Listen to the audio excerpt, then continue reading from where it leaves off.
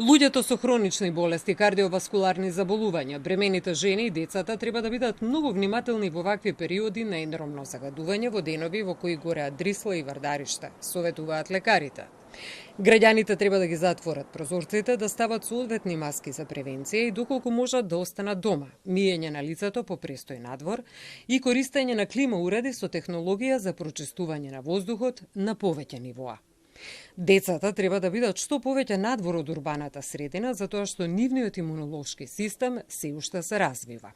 Она што е многу битно да истакнеме, дека тука имаме осим механичка иритација, имаме секако една хемиска реакција и алергиска реакција. Во статистики на светско ниво, ракот на белите дробови од аерозагадувањето и сите вакви депонии кои што не знаеме што дишиме, а најчесто доаѓа од индустријски отпад и од сгорување на пластиката, доведува до развој на канцер. Канцерот на белите дробови е 3 пати зголемен во однос на претходните години.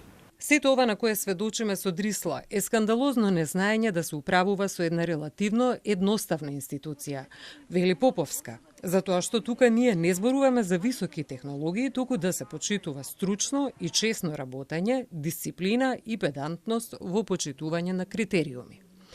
Најважно е да нема политика во решавање на овој проблем, додава Поповска. Секое решавање на една регионална депонија бара поголем период, а обично политичарите премногу често се заинтересирани за она што ќе им се случи во нивниот мандат. А за да го решиш ти еден проблем како што е регионална депонија, ти треба да соработуваш и на локално и на државно ниво со луѓе од други политички партии и надворот, да мислиш и за надворот твојот мандат.